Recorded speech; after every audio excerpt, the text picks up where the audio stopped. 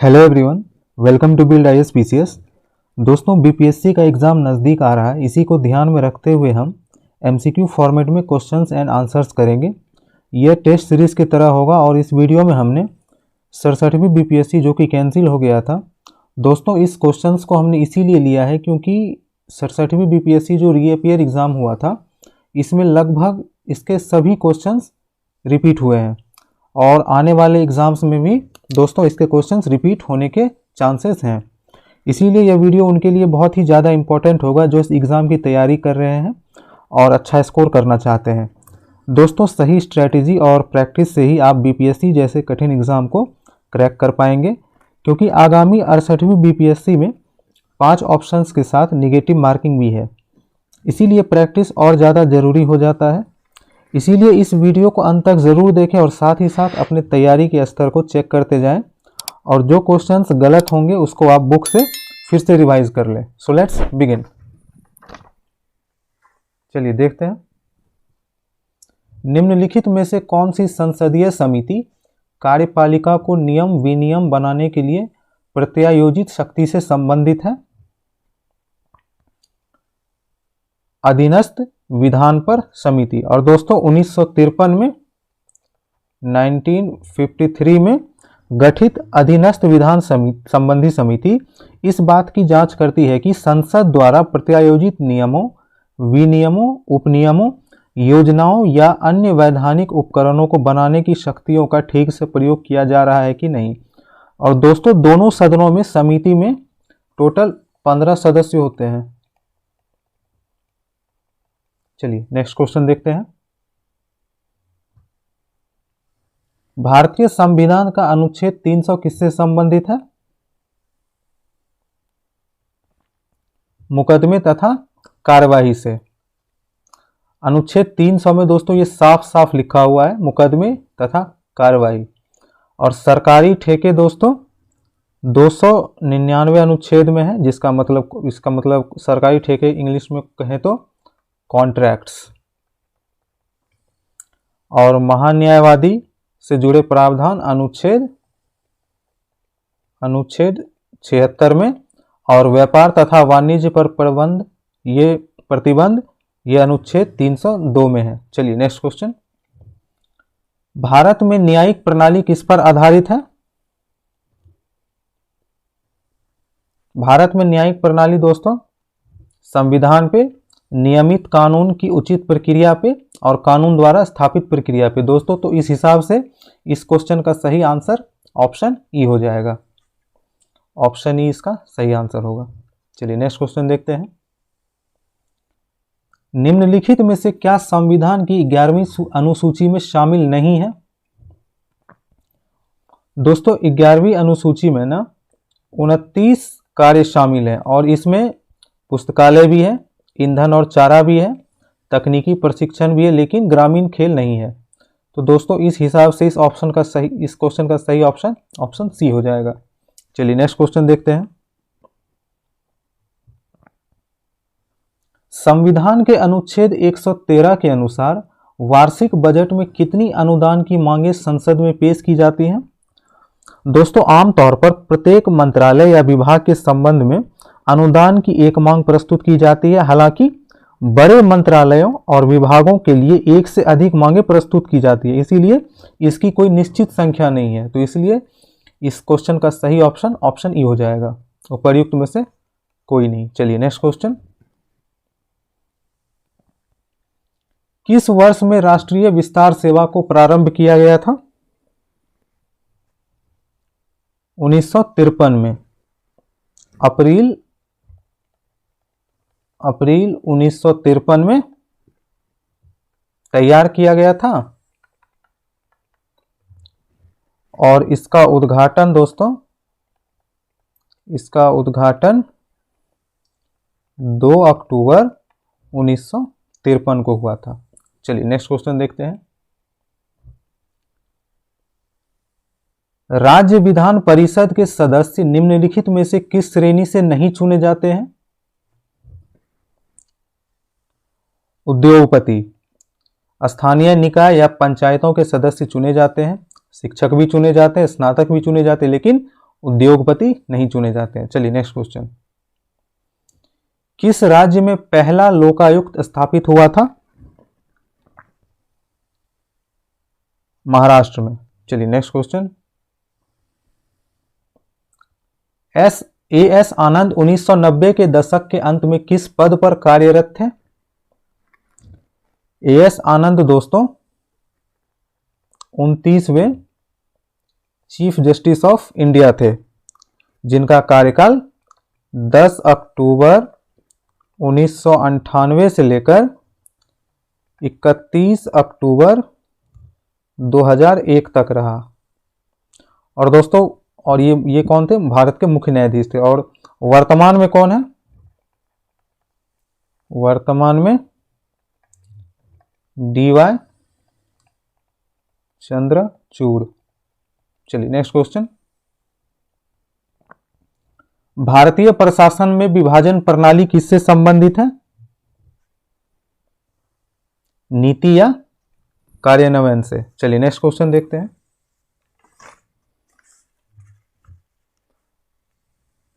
भारत के वित्त आयोग के संदर्भ में निम्नलिखित कथनों पर विचार करें।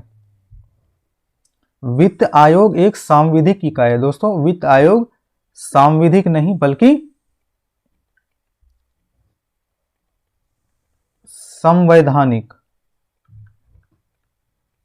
संवैधानिक निकाय है। तो पहला स्टेटमेंट ऐसे ही गलत है।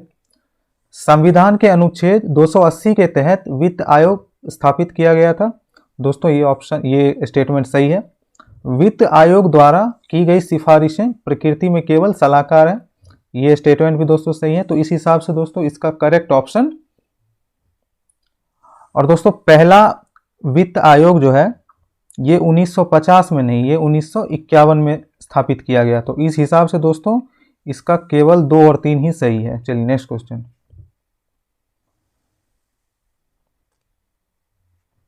बेयर नेसेसिटीज इंडेक्स के संदर्भ में निम्नलिखित कथनों पर विचार करें। पहला कथन, आर्थिक सर्वेक्षण ग्रामीण और शहरी स्तरों पर बेयर नेसेसिटीज इंडेक्स के साथ आया है। यह स्टेटमेंट दोस्तों सही है। BNI सभी राज्यों के लिए 2018 के लिए ही बनाया गया है। 2018 के लिए भी बनाया गया दोस्तों और 2012 के लिए भी। तो ये स्टेटमेंट गलत है। BNI 26 संकेतकों पर आधारित है। ये स्टेटमेंट सही है दोस्तों।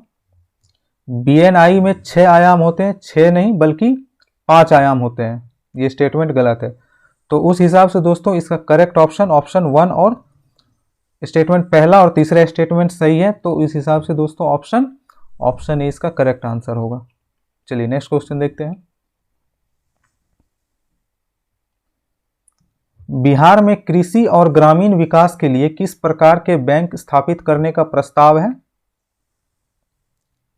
कृषि यंत्र बैंक पंचायत स्तर पर, चलिए नेक्स्ट क्वेश्चन, 2019 में बिहार के मानव विकास सूचकांक का मान कितना था? 0.536, जो कि इस ऑप्शन में नहीं है दोस्तों।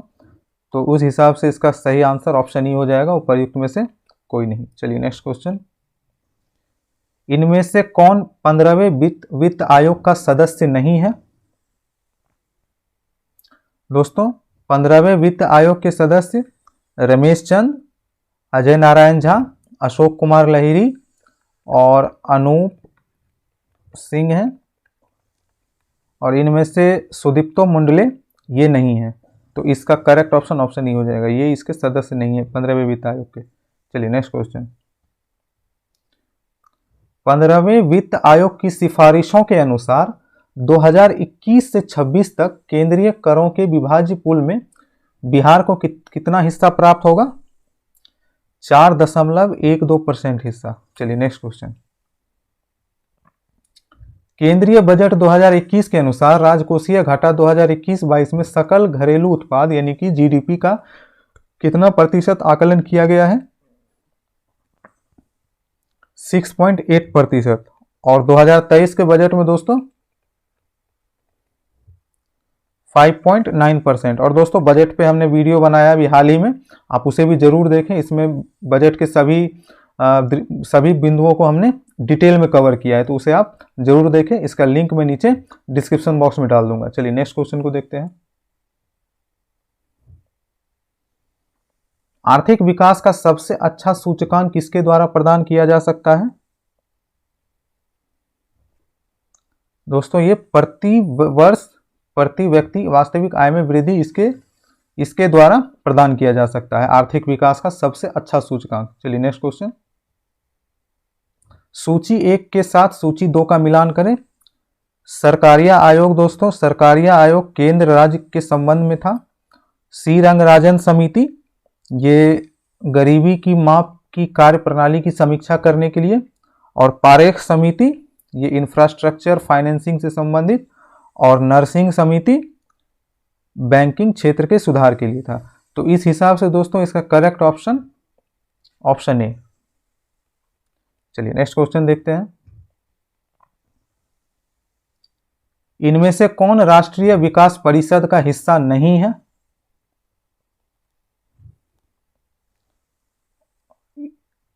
ऑप्शन ई इसका करेक्ट आंसर होगा दोस्तों, ये सभी इसका हिस्सा है। और दोस्तों राष्ट्रीय विकास परिषद को 6 अगस्त 1952 को स्थापित किया गया था, राष्ट्रीय विकास परिषद। चलिए नेक्स्ट क्वेश्चन देखते हैं। कौन सी घटना सबसे पहले हुई? दोस्तों भारत छोड़ो आंदोलन का प्रस्ताव जुलाई 1942 में हुआ। क्रिप्स मिशन का आगमन मार्च 1942 में। गवर्नर जनरल के पद पर लॉर्ड वेबल का आगमन जून 1943 में। और कैबिनेट मिशन का आगमन फरवरी 1946 में। तो इस हिसाब से दोस्तों इसका सही ऑप्शन बी हो जाएगा। चलिए नेक्स्ट क्वेश्चन। भारत छोड़ो आंदोलन के दौरान इनमें से कौन हजारीबाग जेल से फरार हुए थे? जयप्रकाश नारायण, नवंबर 1942 में। और दोस्तों इस समय आपको पता ही है दिवाली का समय होता है। और दोस्तों यही सेम क्वेश्चन पूछा गया है री एग्जाम में 67th के, इसीलिए दोस्तों हमने कैंसिल्ड वाला पेपर भी लिया है। चलिए नेक्स्ट क्वेश्चन।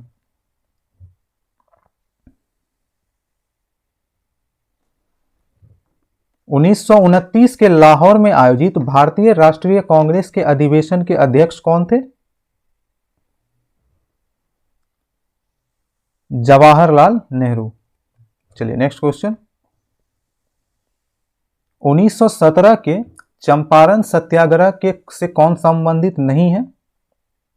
दोस्तों राम मनोहर लोहिया का इनसे कोई संबंध नहीं है 1917 के चंपारण सत्याग्रह से। चलिए नेक्स्ट क्वेश्चन। 1857 के विद्रोह के एक नेता कुंवर सिंह किस स्थान से संबंधित थे?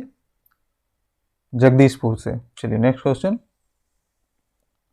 भारतीय राष्ट्रीय कांग्रेस के 1922 में आयोजित गया अधिवेशन के अध्यक्ष कौन थे?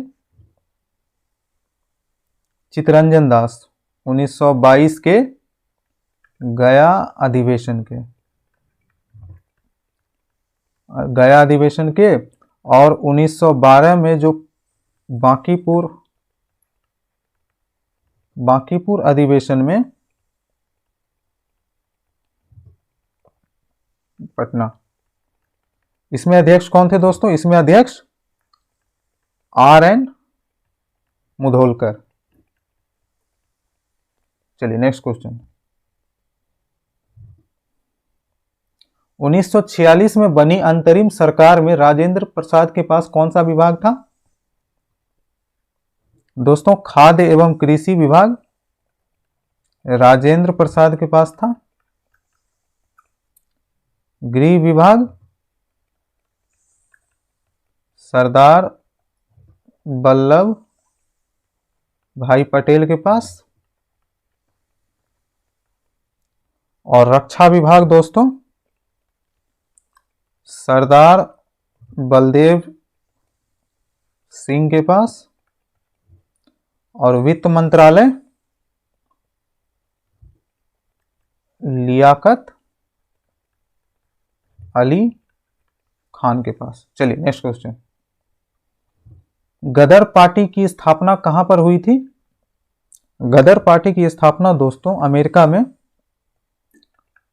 15 जुलाई 1913 को हुई थी। चलिए नेक्स्ट क्वेश्चन देखते हैं। 1905 में सर्वेंट्स ऑफ इंडिया सोसाइटी की स्थापना किसके द्वारा की गई थी? गोपाल कृष्ण गोखले के द्वारा। चलिए नेक्स्ट क्वेश्चन। अनहैप्पी इंडिया पुस्तक के लेखक कौन है? लाला लाजपत राय। और दोस्तों मॉडर्न हिस्ट्री के लेखक व उनके पुस्तक पर भी हमने एक सेपरेट वीडियो बनाया है, इसका भी लिंक मैं नीचे डिस्क्रिप्शन बॉक्स में डाल दूंगा, आप इसे भी जरूर देखें। चलिए नेक्स्ट क्वेश्चन देखते हैं। तीनों गोलमेज सम्मेलनों में किसने भाग लिया था? बी आर अंबेडकर ने। और दोस्तों पहला गोलमेज सम्मेलन कब हुआ था? 1930 में, और दूसरा 1931 में, और तीसरा दोस्तों कब हुआ था? तीसरा 1932 में। और तीनों में किस किसने भाग लिया था? पहले तो बी आर अंबेडकर हो गए, दूसरे तेज बहादुर सप्रू, और दूसरे एम आर जयकर, तीसरे हो गए ये, और चौथे थे दोस्तों एन एम जोशी, और पांचवें सी एम मुडलियार। चलिए नेक्स्ट क्वेश्चन देखते हैं। 1876 में इंडियन एसोसिएशन की स्थापना किसने की थी? दोस्तों 1876 में इंडियन एसोसिएशन की स्थापना सुरेंद्र नाथ बनर्जी और आनंद मोहन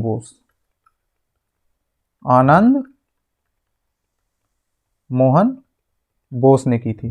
चलिए नेक्स्ट क्वेश्चन। सुभाष चंद्र बोस के नाम के पहले सम्मान सूचक नेताजी किस देश में जोड़ा गया? जर्मनी में 1942 में। चलिए नेक्स्ट क्वेश्चन। चटगांव शस्त्रागार ढाबे से कौन संबंधित है? सूर्य सेन। और दोस्तों ये कब हुआ था? ये हुआ था 18 अप्रैल 1930 को, ये आप याद रखेंगे। चलिए नेक्स्ट क्वेश्चन। बंकिम चंद्र चटर्जी के आनंद मठ में किस विद्रोह का उल्लेख है? सन्यासी विद्रोह का। चलिए नेक्स्ट क्वेश्चन। निम्नलिखित में से कौन सा विकल्प गलत है?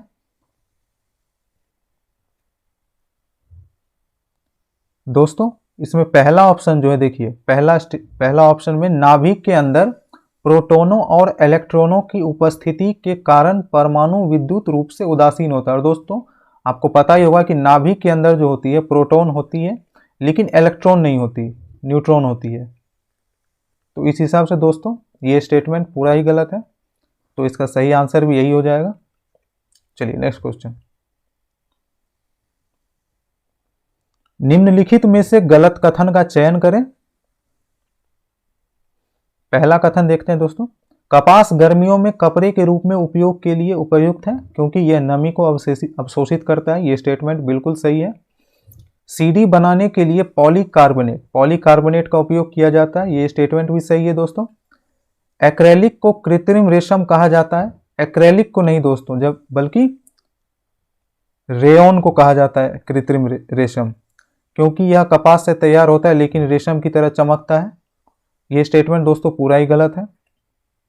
टेफ्लॉन का उपयोग नॉनस्टिक रसोई के सामान की कोटिंग में के लिए किया जाता है। यह स्टेटमेंट भी सही है। तो दोस्तों इस हिसाब से इसका सही आंसर ऑप्शन सी हो जाएगा। चलिए नेक्स्ट क्वेश्चन देखते हैं। ग्रेफाइट और हीरे के बारे में निम्नलिखित में से कौन सा कथन सत्य है? पहला कथन देखते हैं दोस्तों, उनके पास एक जैसी क्रिस्टल संरचना है। ये स्टेटमेंट दोस्तों गलत है, दोनों की संरचना अलग अलग होती है। उनकी कठोरता समान होती है, ये स्टेटमेंट भी गलत है दोस्तों। हीरा जो होता है ग्रेफाइट से ज़्यादा स्ट्रांग होता है, ये स्टेटमेंट पूरा ही गलत है। उनकी विद्युत चालकता समान है, ये स्टेटमेंट भी गलत है। हीरा कुचालक है, जबकि ग्रेफाइट दोस्तों सुचालक है, विद्युत का। वे एक समान रासायनिक प्रक्रिया से गुजर सकते हैं, ये स्टेटमेंट दोस्तों सही है। दोनों की, क्योंकि दोनों की केमिकल प्रॉपर्टीज होती है, दोनों की केमिकल प्रॉपर्टी सेम होती है, सेम। चलिए नेक्स्ट क्वेश्चन देखते हैं। निम्नलिखित में से कौन सा तरलीकृत पेट्रोलियम गैस का प्रमुख घटक है? लिक्विड पेट्रोलियम गैस का, तो दोस्तों ये आपको पता ही है, ब्यूटेन इसका सही आंसर है। चलिए नेक्स्ट क्वेश्चन। पानी मिट्टी से जड़ों में जिस भौतिक प्रक्रिया द्वारा गुजरता है उसे क्या कहते हैं? उसे दोस्तों परासरण कहते हैं, इंग्लिश में ऑस्मोसिस। चलिए नेक्स्ट क्वेश्चन देखते हैं।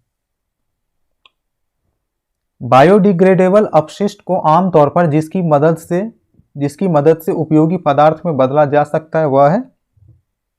दोस्तों बैक्टीरिया की मदद से हम बायोडिग्रेडेबल अपशिष्ट को आमतौर पर उपयोगी पदार्थ में बदलते हैं। चलिए नेक्स्ट क्वेश्चन देखते हैं। रात के समय यह सलाह दी जाती है कि पेड़ के नीचे ना सोएं, क्योंकि पेड़ कार्बन डाइऑक्साइड को मुक्त करते हैं, और दिन के समय ऑक्सीजन, रात को कार्बन डाइऑक्साइड। चलिए नेक्स्ट क्वेश्चन देखते हैं। कीटभक्षी पौधे मिट्टी में किसकी कमी से उगते हैं? दोस्तों नाइट्रोजन की कमी से। चलिए नेक्स्ट क्वेश्चन। पौधे का तना पौधे के सभी हिस्सों में भोजन वितरित करने में मदद करता है, भोजन वितरित करने में तथा और किस चीज में मदद करता है? भोजन के भंडारण में भी मदद करता है दोस्तों, पौधों को आकार देने में भी, श्वसन में भी, प्रकाश संश्लेषण में भी। तो इस हिसाब से दोस्तों इसका करेक्ट ऑप्शन ही हो जाएगा, उपयुक्त में से एक से अधिक। चलिए नेक्स्ट क्वेश्चन देखते हैं। आधान यानी कि ट्रांसफ्यूजन में रक्त न केवल रक्त के प्रकार में बल्कि RH कारक में भी संगत होना चाहिए। Next question.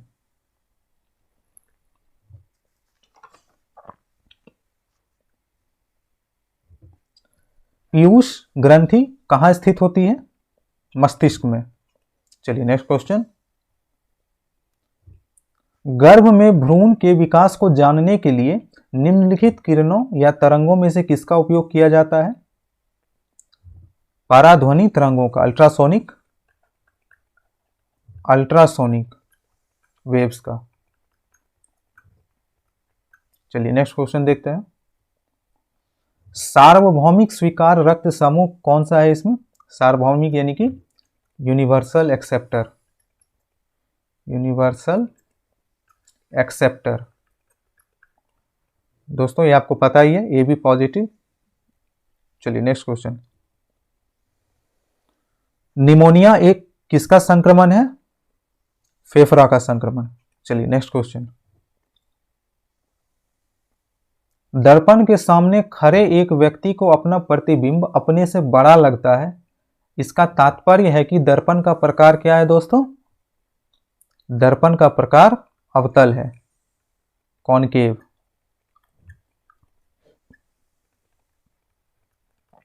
चलिए नेक्स्ट क्वेश्चन देखते हैं। प्रेशर कुकर में खाना जल्दी पक जाता है क्योंकि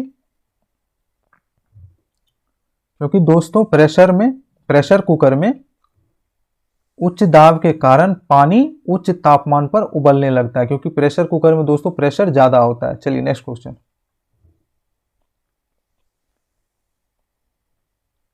एक पंखा गर्मी के मौसम में आराम की अनुभूति पैदा करता है क्योंकि हमारा पसीना गर्मी में तेजी से वाष्पित हो जाता है। चलिए नेक्स्ट क्वेश्चन। रात के समय में खुले आकाश में तारों के टिमटिमाने को किससे समझाया जा सकता है?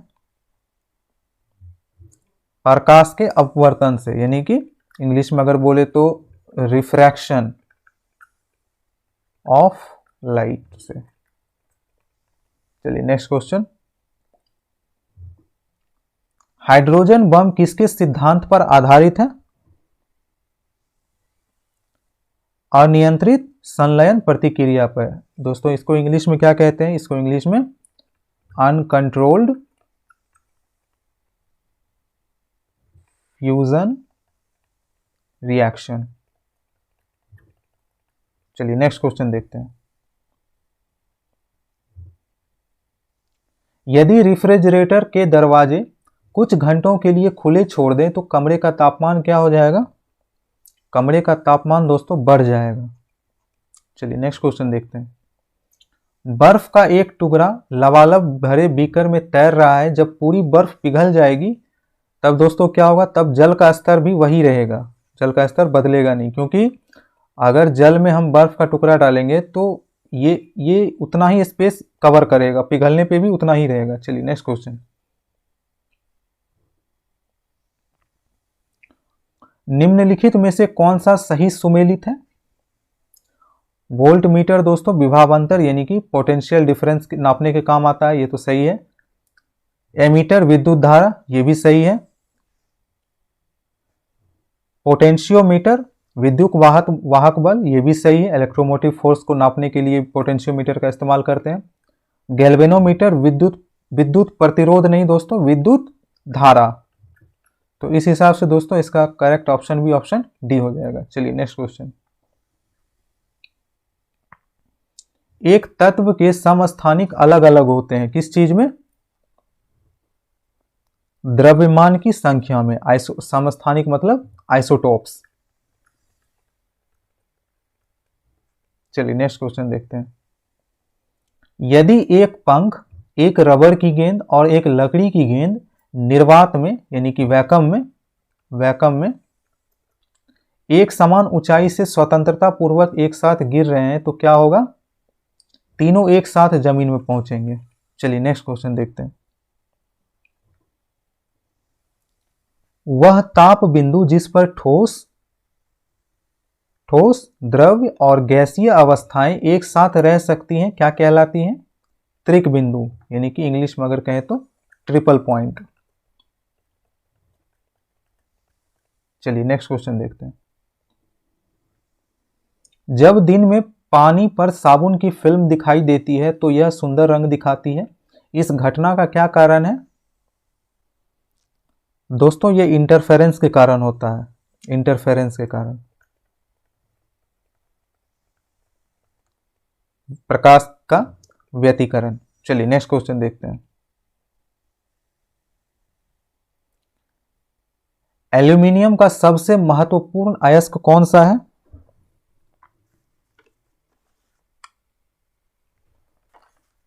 बॉक्साइट। चलिए नेक्स्ट क्वेश्चन देखते हैं दोस्तों, एक नाभिक की द्रव्यमान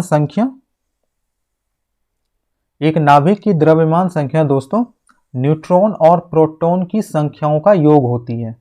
यह स्टेटमेंट बिल्कुल सही है। चलिए नेक्स्ट क्वेश्चन देखते हैं, निम्नलिखित में से किस विलयन के पीएच का मान 7 से अधिक होता है? क्षारीय विलयन का 7 से अधिक होता है दोस्तों, 7 से अधिक। और अम्लीय विलयन यानी कि एसिडिक सॉल्यूशन का 7 से कम। और उदासीन विलयन यानी कि न्यूट्रल सॉल्यूशन का, न्यूट्रल का दोस्तों 7 होता है। और अगर हम बफर विलयन की बात करें तो बफर विलयन 2 तरह के होते हैं, पहला एसिडिक, दूसरा बेसिक। और एसिडिक बेसिक का कॉन्सेप्ट मैंने अभी तुरंत आपको बताया। चलिए नेक्स्ट क्वेश्चन देखते हैं, निम्नलिखित में से कौन सा सीमेंट का मुख्य घटक है? चूना पत्थर यानी कि लाइमस्टोन। लाइमस्टोन दोस्तों सीमेंट का मुख्य घटक है। चलिए नेक्स्ट क्वेश्चन देखते हैं, 2021 में गणतंत्र दिवस पैरेड में विदेशी मुख्य अतिथि कौन थे? दोस्तों ये कोविड का पीरियड था तो कोई नहीं थे, तो इसका करेक्ट ऑप्शन ऑप्शन ही हो जाएगा, उपयुक्त में से कोई नहीं। और दोस्तों 2023 के गणतंत्र दिवस पर विदेशी मुख्य अतिथि कौन थे? इजिप्ट के राष्ट्रपति अब्देल फतह अल सीसी। ये आप याद रखेंगे दोस्तों। चलिए नेक्स्ट क्वेश्चन देखते हैं। 2011 की जनगणना के अनुसार बिहार के किस जिले में पुरुषों से ज्यादा महिलाएं हैं? गोपालगंज में। और दोस्तों बिहार जनगणना पर भी हमने वीडियो सेपरेट बनाया है, जिसमें हमने डिटेल से हर एक एग्जामिनेशन पॉइंट ऑफ व्यू से जो भी पॉइंट हो सकते हैं हमने सबको कवर करा है। इसका भी लिंक मैं नीचे डिस्क्रिप्शन बॉक्स में डाल दूंगा, आप उसे भी जरूर देखिएगा। चलिए नेक्स्ट क्वेश्चन देखते हैं। बिहार विधान परिषद की पहली बैठक किस वर्ष बुलाई गई थी? 20 जनवरी 1913 को। 20 जनवरी 1913 को पटना कॉलेज बांकीपुर में।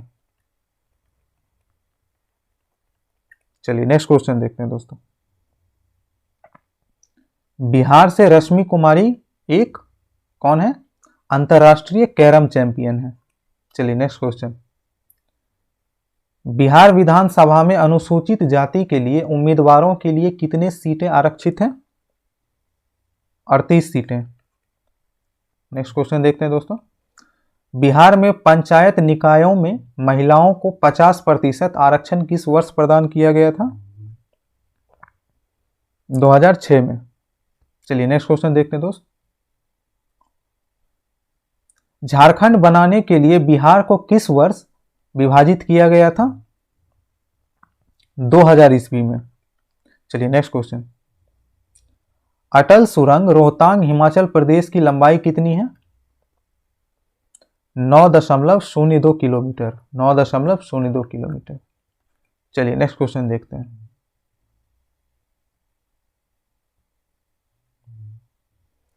भारत में किस वर्ष रेल बजट को आम बजट में मिला लिया गया था? 2017 में। और दोस्तों 2023 के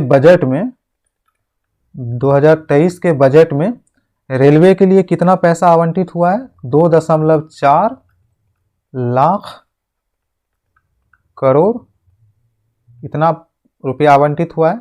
यह आप याद रखेंगे दोस्तों। चलिए नेक्स्ट क्वेश्चन। प्रधानमंत्री किसान सम्मान निधि योजना किस तारीख को शुरू की गई थी? 1 फरवरी 2019 को। और दोस्तों इसमें भी बजट 2023 में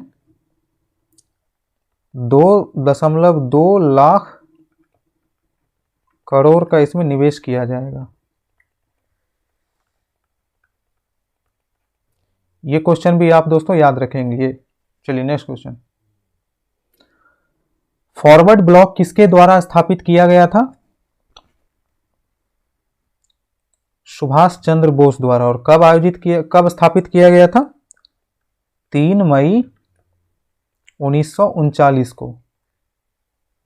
चलिए नेक्स्ट क्वेश्चन देखते हैं। बोध गया में किसे ज्ञान प्राप्ति हुई थी? गौतम बुद्ध को। चलिए नेक्स्ट क्वेश्चन। अंतरिम सरकार में वित्त मंत्री कौन थे? लियाकत अली खान। सरदार पटेल कौन थे दोस्तों? अभी हमने देखा गृह मंत्री। और जवाहरलाल नेहरू के पास कौन सा मंत्रालय था दोस्तों? विदेश और राष्ट्रमंडल संबंध। चलिए नेक्स्ट क्वेश्चन देखते हैं। 1855 में संथाल विद्रोह का नेतृत्व किसने किया था? सीधो और कान्हो ने। और दोस्तों ये क्वेश्चन भी 67th री एग्जाम में रिपीट हुआ है। चलिए नेक्स्ट क्वेश्चन देखते हैं।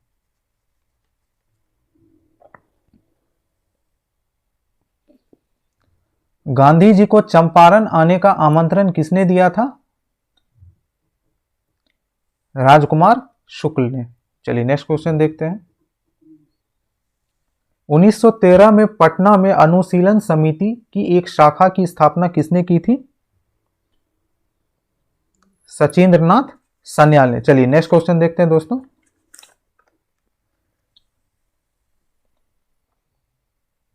बिहार समाजवादी पार्टी 1931 का गठन किसने किया था? फूलन प्रसाद वर्मा और जयप्रकाश नारायण ने। चलिए नेक्स्ट क्वेश्चन देखते हैं दोस्तों। शेर शाह का मकबरा कहां स्थित है? सासाराम में। नेक्स्ट क्वेश्चन, निम्नलिखित में से कौन सा हड़प्पा कालीन स्थल गुजरात में है? लोथल दोस्तों, लोथल गुजरात में है। डाबरकोट पाकिस्तान में है। कालीबंगा ये आपका राजस्थान में है। और राखीगढ़ी हरियाणा में है। और दोस्तों इसमें जितने भी स्थल हैं सब स्थल बीपीएससी के एग्जाम में पूछे जा चुके हैं, इसीलिए आप दोस्तों इस चीज को ध्यान रखेंगे। चलिए नेक्स्ट क्वेश्चन देखते हैं। किराता जूर्नीय पुस्तक किसने लिखा था? भारावी ने। चलिए नेक्स्ट क्वेश्चन देखते हैं। चोल वंश का संस्थापक कौन था? विजयालय। चलिए नेक्स्ट क्वेश्चन। प्रथम बौद्ध संगीति के अध्यक्ष कौन थे? दोस्तों प्रथम बौद्ध संगीति के अध्यक्ष महाकश्यप थे। और वसुमित्र दोस्तों ये चौथी बौद्ध संगीति के अध्यक्ष थे। दोस्तों ये क्वेश्चन भी पूछा जाता रहता है बीपीएससी के एग्जाम में, तो इसे भी आप ध्यान रखेंगे। चारों बौद्ध संगीति के आप अध्यक्ष ध्यान रखेंगे, स्थान ध्यान रखेंगे, और राजा कौन था उस समय में, किस राजा ने करवाया था, इस चीज को ध्यान रखेंगे। इन सब बात को आप ध्यान रखेंगे। चलिए नेक्स्ट क्वेश्चन देखते हैं। कुतुब मीनार किसके द्वारा पूरा किया गया था? पूरा दोस्तों इल्तुतमिश के द्वारा किया गया था। और स्टार्टिंग दोस्तों इसका स्टार्टिंग कुतुबुद्दीन ऐबक ने किया था। स्टार्टिंग और इल्तुतमिश ने पूरा करवाया था। चलिए नेक्स्ट क्वेश्चन। विजयनगर साम्राज्य के संस्थापक कौन थे? हरिहर बुक्का। Next question. किस मुगल शासक के समय में सर थॉमस रॉ भारत आया था? जहांगीर के शासनकाल में 18 सितंबर 1615 को। चलिए नेक्स्ट क्वेश्चन। आइन ए अकबरी किसके द्वारा लिखी गई थी? अबुल फजल के द्वारा। Next question. रैयतवारी व्यवस्था सर्वप्रथम कहां लागू की गई थी? रैयतवारी व्यवस्था दोस्तों सर्वप्रथम मद्रास और बॉम्बे में लागू की गई थी। किसके द्वारा? थॉमस मुनरो के द्वारा। और कब की गई थी? 1820 ईस्वी में। इस हिसाब से दोस्तों इसका करेक्ट ऑप्शन ई हो जाएगा, उपर्युक्त में से एक से अधिक, क्योंकि मद्रास में भी हुआ था और बॉम्बे में भी हुआ था। चलिए नेक्स्ट क्वेश्चन। 1857 के विद्रोह को किसके द्वारा प्रथम भारतीय स्वतंत्रता संग्राम के रूप में वर्णित किया गया था? बीडी सावरकर के द्वारा। चलिए नेक्स्ट क्वेश्चन देखते हैं। भारतीय राष्ट्रीय कांग्रेस की प्रथम महिला अध्यक्ष कौन थी? Annie Besant. एनी बेसेंट दोस्तों 1917 में कलकत्ता में आयोजित इंडियन नेशनल कांग्रेस की प्रथम महिला अध्यक्ष बनी थी। चलिए नेक्स्ट क्वेश्चन। बहिष्कृत भारत जर्नल किसने शुरू किया था? बाबा साहब अंबेडकर ने। चलिए नेक्स्ट क्वेश्चन। पट्टी सीमा परियोजना निम्नलिखित में से किस नदियों के एकीकरण से जुड़ी है? कृष्णा और गोदावरी के एकीकरण से। चलिए नेक्स्ट क्वेश्चन देखते हैं दोस्तों। बिहार के किस जिले में अभ्रक का भंडार है? गया में। नेक्स्ट क्वेश्चन, निम्नलिखित में से कौन से कथन एस्कर और ड्रमलिन के संबंध में है? पहला कथन देखते हैं दोस्तों, एस्कर क्रूड ब्रेडेड बजरी और रेत की लकीरें हैं, ये स्टेटमेंट बिल्कुल सही है। ड्रमलिन ज्यादातर बोल्डर और मिट्टी के बने होते हैं, ये स्टेटमेंट भी दोस्तों सही है। अंडे की टोकरी स्थलाकृति एस्कर युक्त इलाकों की विशेषता है, ये स्टेटमेंट गलत है। जबकि एस्कर ग्लेशियरों की धाराएं द्वारा निर्मित होते हैं, ड्रमलिन ग्लेशियर की क्रिया से उत्पन्न होते हैं, ये भी स्टेटमेंट सही है दोस्तों। तो दोस्तों इस हिसाब से इसका करेक्ट ऑप्शन बी हो जाएगा, 1, 2 और 4। चलिए नेक्स्ट क्वेश्चन देखते हैं, भूमिगत कोयले का दहन किस राज्य में होता है? झारखंड में। नेक्स्ट क्वेश्चन, सोन और गंगा नदी का संगम बिहार के किस जिले में स्थित है? पटना में। नेक्स्ट क्वेश्चन, दामोदर, कोयल और स्वर्णरेखा नदी निम्नलिखित में से किससे निकलती है? छोटा नागपुर के पठार से। नेक्स्ट क्वेश्चन, बिहार का पहला रामसर स्थल कौन सा है? कांवर झील। चलिए नेक्स्ट क्वेश्चन, जियोडेसी वह विज्ञान है जो किससे संबंधित है? पृथ्वी के आयाम के माप से, यानी कि पृथ्वी का इसमें डायमेंशन नापा जाता है, डायमेंशन। जियोडेसी। चलिए नेक्स्ट क्वेश्चन, ब्रह्मयोनी हिल बिहार के किस जिले में स्थित है? दोस्तों ये गया जिले में स्थित है। चलिए नेक्स्ट क्वेश्चन देखते हैं, बिहार के किस कृषि जलवायु क्षेत्र में सबसे अधिक जिले हैं? उत्तर पश्चिम कृषि जलवायु क्षेत्र में सबसे अधिक जिले हैं। चलिए नेक्स्ट क्वेश्चन देखते हैं, महाद्वीपीय बहाव का सिद्धांत किसके द्वारा विकसित किया गया था? महाद्वीपीय बहाव यानी कि कॉन्टिनेंटल ड्रिफ्ट थ्योरी। ये दोस्तों ए वैगनर के द्वारा दिया गया था, ये एक जर्मन साइंटिस्ट थे। चलिए नेक्स्ट क्वेश्चन देखते हैं,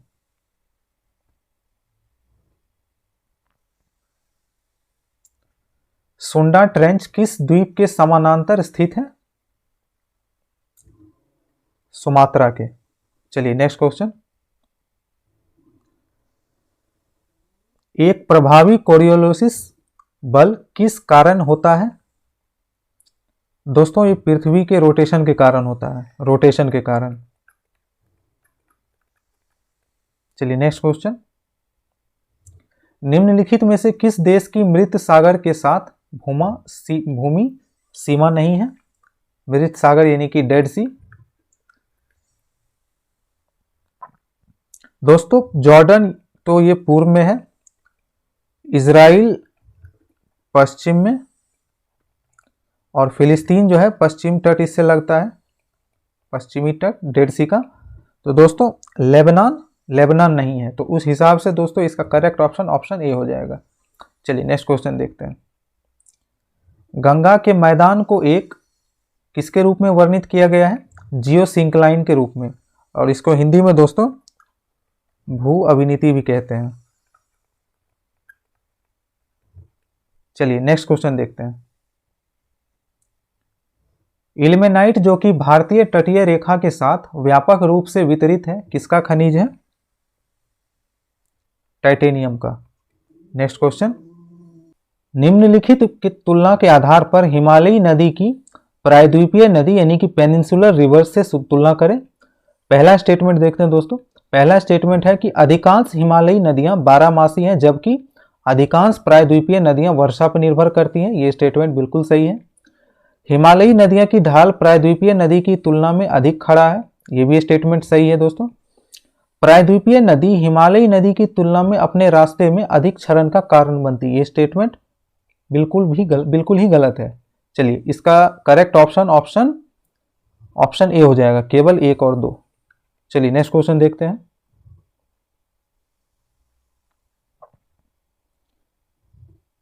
निम्नलिखित में से कौन सी एक मीठे पानी की झील है? वूलर झील। नेक्स्ट क्वेश्चन, निम्नलिखित में से किस ग्रह का घनत्व सबसे कम है? शनि का। सबसे कम, शनि का सबसे कम घनत्व यानी कि डेंसिटी।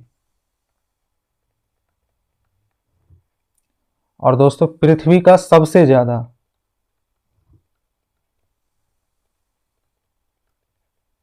डेंसिटी। ये दोस्तों आप याद रखेंगे। चलिए नेक्स्ट क्वेश्चन, पश्चिमी सिंहभूम में स्थित चिड़िया की सबसे प्रसिद्ध विशेषता क्या है?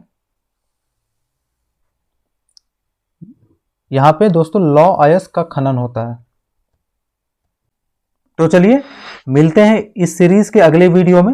अगर आपको यह वीडियो अच्छा लगा तो प्लीज हमारे चैनल को सब्सक्राइब, वीडियो को लाइक एंड शेयर जरूर करें। आप हमसे टेलीग्राम के माध्यम से भी जुड़ सकते हैं, जिसका लिंक नीचे डिस्क्रिप्शन बॉक्स में दे दिया गया है। Thank you for watching.